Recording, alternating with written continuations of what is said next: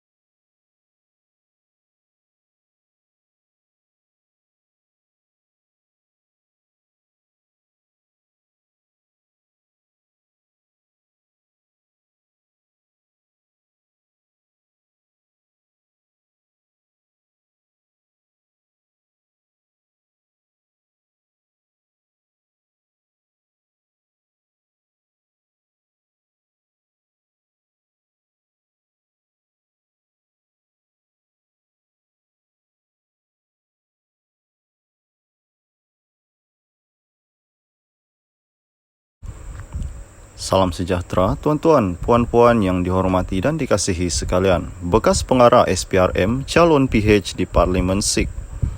Berita sepenuhnya, Sungai Petani. Bekas pengarah Suruhanjaya Pencegahan Rasuah SPRM, Wilayah Persekutuan Dato' Latifah Muhammad Yatim diumumkan sebagai calon Pakatan Harapan bagi Parlimen Sikh. Beliau antara 14 calon yang diumumkan pada Majlis Pengisytiharan Calon PH Kedah yang diadakan di Bandar Laguna Merbok di sini malam tadi.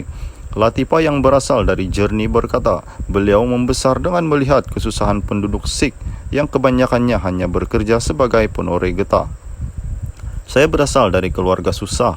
Ayah hanya bekerja sebagai peniaga pasar malam bagi menyara dan membesarkan kami 15 adik-beradik. Sehingga hari ini, saya masih lagi sedih melihat nasib penduduk Sikh. Andai diberi peluang, saya ingin membantu mengubah nasib rakyat yang rata-ratanya masih dibelenggu kemiskinan, katanya.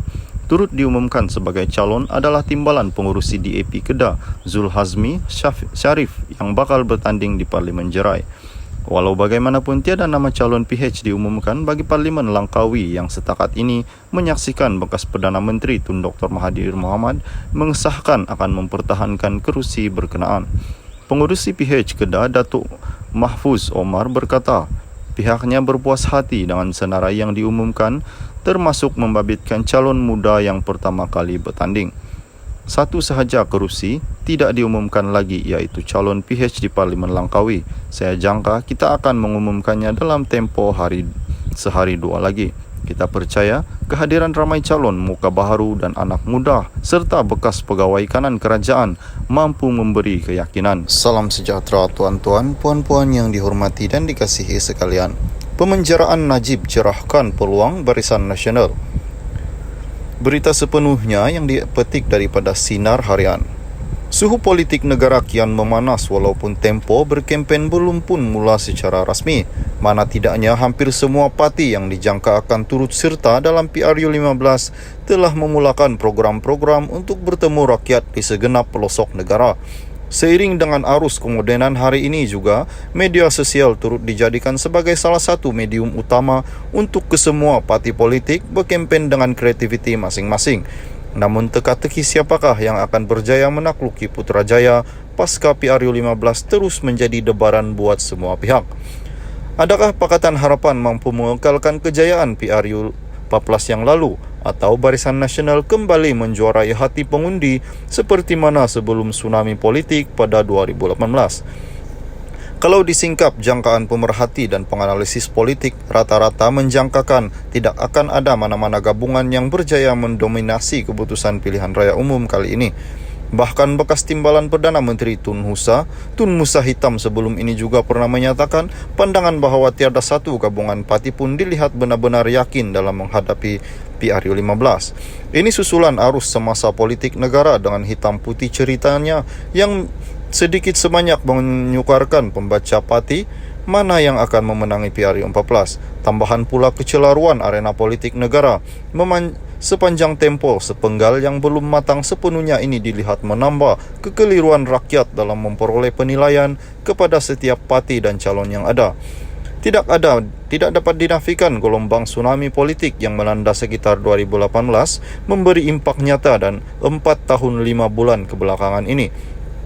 Isu penyelewengan salah guna kuasa serta masalah integriti turut berjaya dicungkil sehingga jadikan Datuk Seri Najib Tun Razak sebagai bekas Perdana Menteri pertama yang dipenjarakan.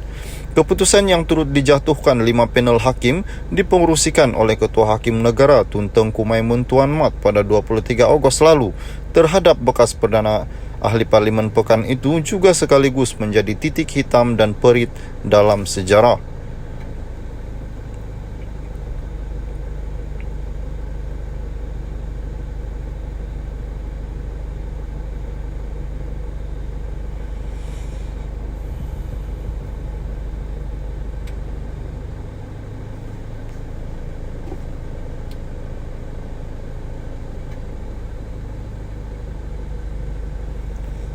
Pun begitu, penganalisis politik Dr. Muhammad Takwif Takyub berpandangan BN mampu bangkit daripada kekalahan PRU14 lalu memandangkan figura utama yang merupakan faktor penting parti itu ditolak pada 2018 telah pun tumbang ditelan undang-undang.